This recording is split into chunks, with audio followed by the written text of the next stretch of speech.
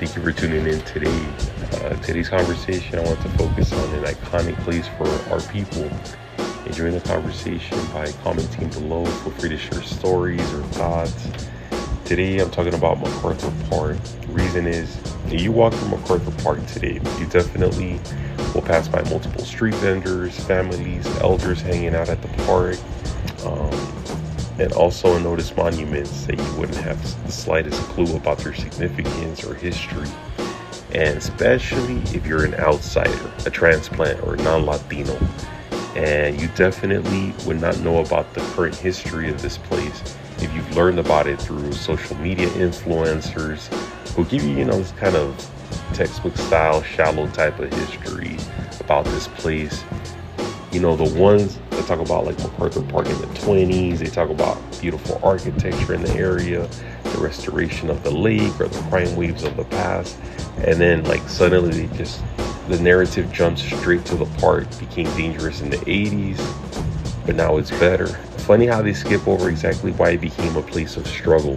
They fail to mention U.S. imperialism that ties into the history of that park and pushed millions of Salvadoran war refugees and other Central American refugees out of their home countries. And since the 80s have become the face of this park, right? But yeah, jumping back to the 80s, 1983 to be exact. I've heard oral testimonies of those refugees that this was a space where our community once organized the first Salvadoran Day event near that park. And it wasn't just a celebration, it was protest. It was a space to amplify the voices of those fleeing a civil war, state violence financed through the Reagan administration that was openly denying, asylum claims and deporting refugees to a war zone. It was raged against invisibilization, against racism, against policies that criminalized our existence on both sides. And out of that resistance around Macarthur Park came organizations that are still here today, serving our people, still resisting. So that needs to be said. Organizations you might have heard of, such as Carecen, was born out of that struggle in 1983. It started out as a legal aid center helping Salvadorans fight their deportations, fighting for the right to stay, to live, to breathe in peace.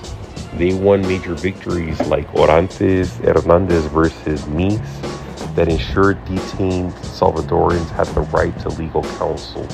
Since the 80s, Carecen was led by white allies with Salvadorans, and in the 90s, I understood a Salvadoran American from the Mission District. Shout out to Roberto Lobato, took leadership. You had another organization known as El Rescate, founded in 1981. They offered legal support, healthcare through Clínica Monseñor Romero. Shout out to Carlo Paquerano. And they created these spaces of protection when the city wanted. They fought for temporary protected status. They fought to keep families together. And so initially I know I mentioned about the monuments. So going back to that topic, there were several monuments that stand in silence. They're symbolic of Salvadoran historic memory in LA. Monuments that are a people's quiet refusal to be erased. For those who grew up in Pico Union, Westlake, Rampart District, Koreatown, and Hollywood, East Hollywood, you know what the fuck I'm talking about. So there's this monument, a bronze statue of Saint Oscar Romero. The monument was unveiled in 2013 at the corner of 7th and Alvarado, right where Macarthur Park meets the foot traffic of thousands of Salvadoran immigrants each day.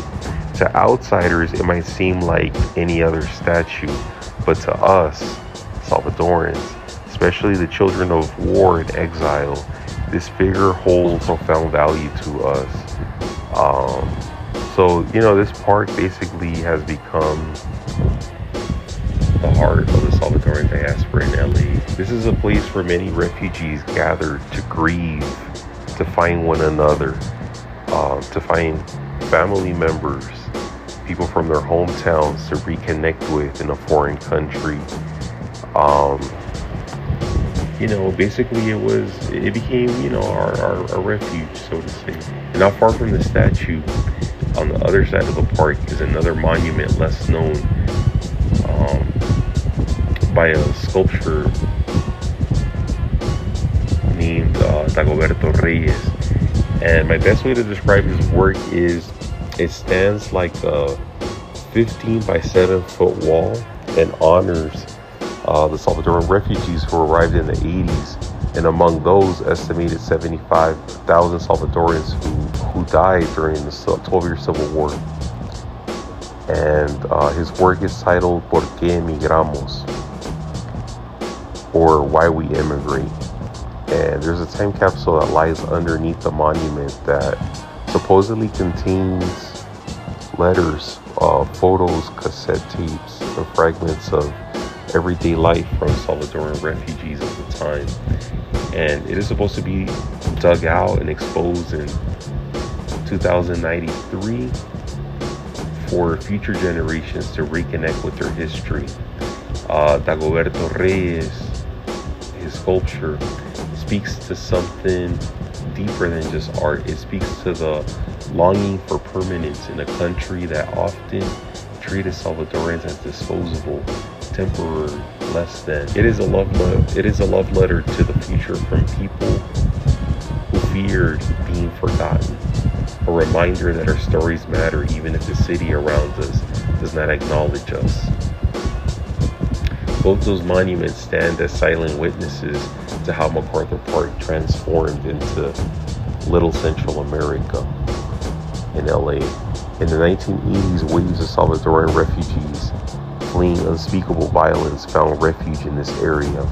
In these streets, pupuserias, clinics named after Romero, and murals of volcanoes began to appear. Spaces like Carecen, El Rescate, Clínica Monseñor Romero provided not just services but sanctuary.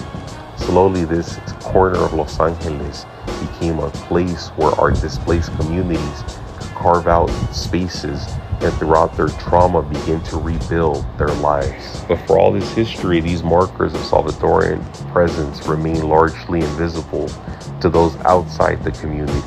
People walk past Romero's bronze statue or Reyes' quiet sculpture without a thought. They see only brown bodies blending into the city's background, not realizing these neighborhoods carry decades of war, loss, survival. Yet for many Salvadorans, these monuments hold emotional resonance. They remind us that invisibility was never chosen initially, it was survival. Today we refuse to be brown silhouettes, just ghosts, and choose to reclaim this space with visibility for future generations. It is a sacred space for us that we have carved out.